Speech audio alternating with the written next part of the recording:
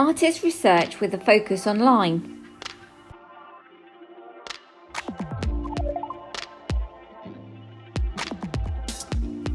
Here's a list of resources you might need.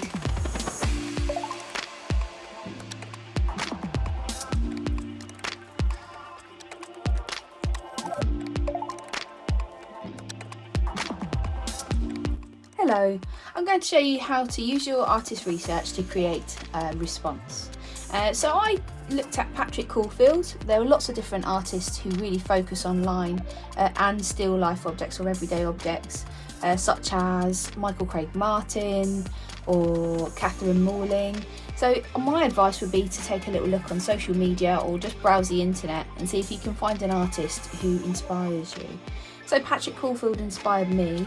I've put together this artist research page, found out lots of information about him, but more importantly what I wanted to do was just really look at his work and make some mental notes on the key aspects of his work. So for me, what I really like about Patrick Caulfield's work is his use of colour.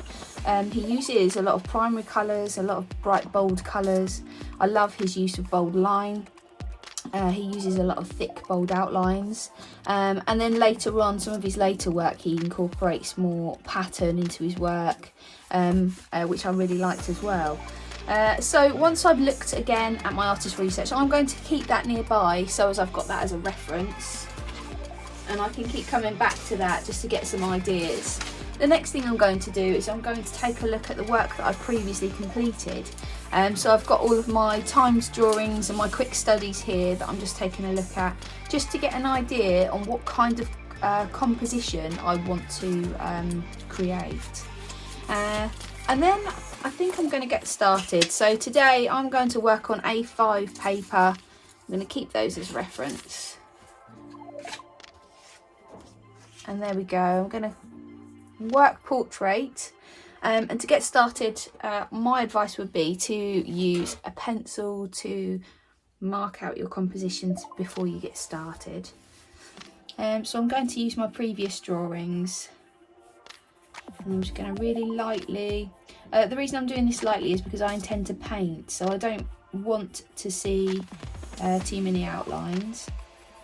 It's one option to redraw what you've already done, but if you aren't too confident with that and you want to try something different, you can trace and transfer, or you can use a light box to trace. It's absolutely fine to trace your own work, but I'm just going to redraw it today. Remember to sketch as well, so remember to use your pencil really lightly just to map out where your objects are going to go.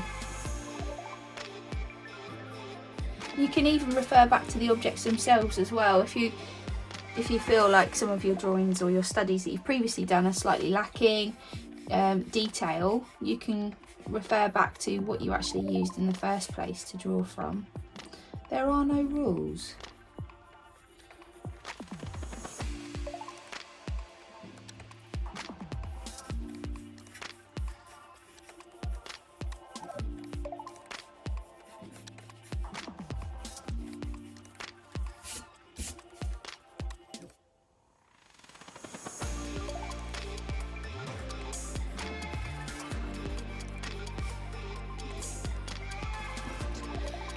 Okay, at this point, what I'm going to do is refer back to Patrick Caulfield's work and get some more ideas on how I can add some of his aspects to my work. So rather than just recreating one of my drawings that I've already done, I'm going to try and change it a little bit and try and incorporate some of his aspects. So he uses this really simplified fruit quite a lot in his work. So I'm going to actually change this object into one of those pieces of fruit. And then add some more in the background as well.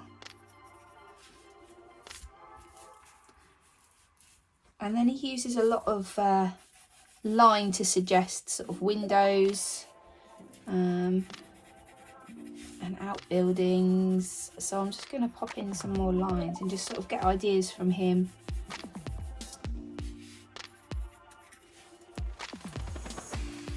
Until I'm happy with my composition. He really simplifies the shape of his vessels as well. So I'm going to make sure that my jug is simplified. Okay, once you're happy with your composition, you can start thinking about how you're going to add colour to it. So one option, if you take a look at my artist research, one option is to actually create a coloured collage and then draw the line over the top. That's one option, but I've done that, so I'm going to move on, and I'm going to use today some gouache. Now I always struggle with the pronunciation of that, but gouache is very similar to watercolour paint, but it is more opaque. So where a watercolour will give you a very watered down finish and a see-through finish, gouache is a little bit more like a solid poster paint, where it maintains its pigment and it's more opaque, so you can't see through it. So it's more of a solid colour. That's what I'm going to use. So again, I'm going to look at my Patrick Caulfield research to get ideas on what colours to use. Now he's very well known for using a lot of primary colours, so I'm going to bear that in mind. I'm going to choose appropriate brushes for the size of my paper.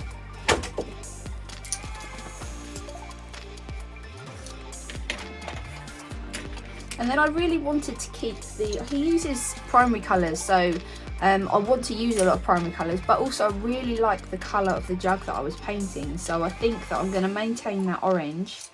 And then some advice on painting. You obviously need to get yourself some water. I'm going to move that just to the side. And then ideally, you need to be mixing your own colours. This is really good practice to mix your own colours rather than working directly from the palette, okay?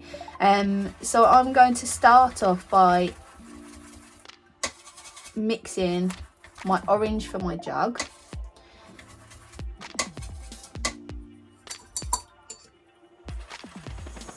And then I'm just going to make sure that throughout this process, I'm going to keep referring back to my artist research to get ideas on how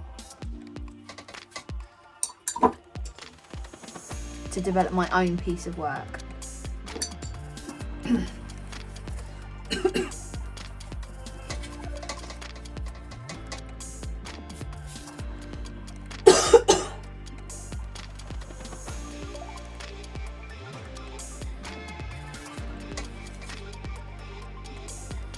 Patrick Caulfield is known for using block colours, so I won't be changing the shade in any way. I won't be adding any tone.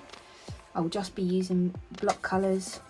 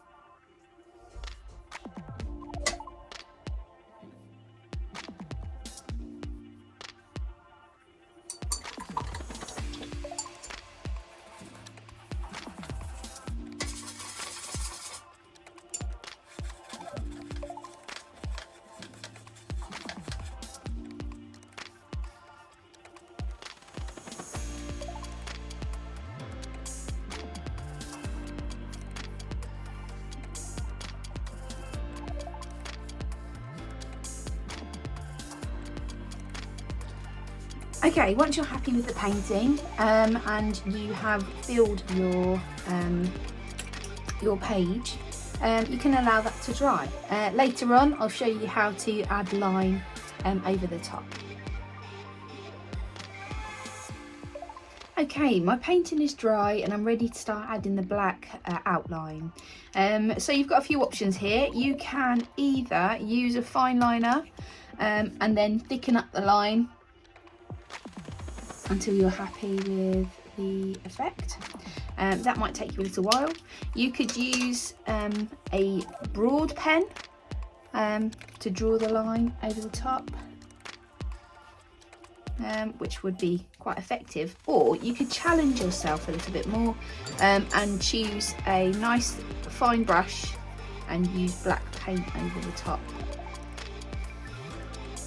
I'm going to use this method just to show you how you might do this. Make sure you choose a good brush to use, so it does need to be a nice fine brush with a point. Okay, so I'm trying to get the same thickness as what my artist is using. Don't be afraid to move your painting round as you're working on it.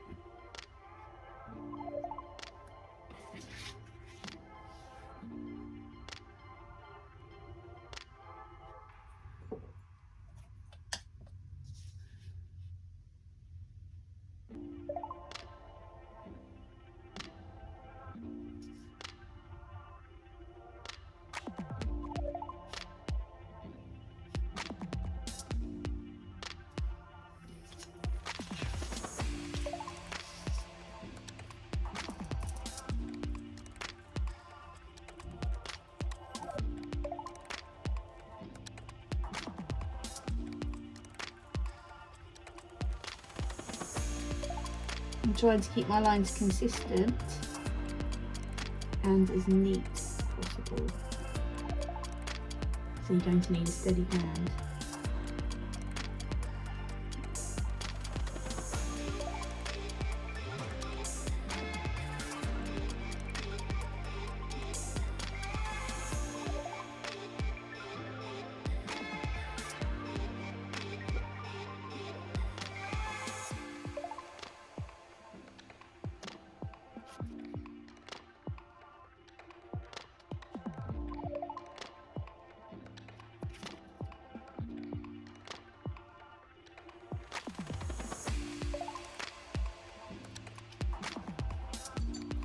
Okay, so there is my response piece to Patrick Caulfield. And just to recap, just a reminder of some of the things you need to consider. Make sure you are referring back to your artist research to give you ideas on how to develop your own piece. Remember, it doesn't have to be exactly the same as previous drawings, the composition. You can change areas as I did here. And then lastly, just really enjoy yourself and remember that it's all experimentation and it doesn't have to be absolutely perfect. Also, it would be good to continue this and develop a second piece or several more pieces. Don't feel like you have to stop once you've created one piece of work.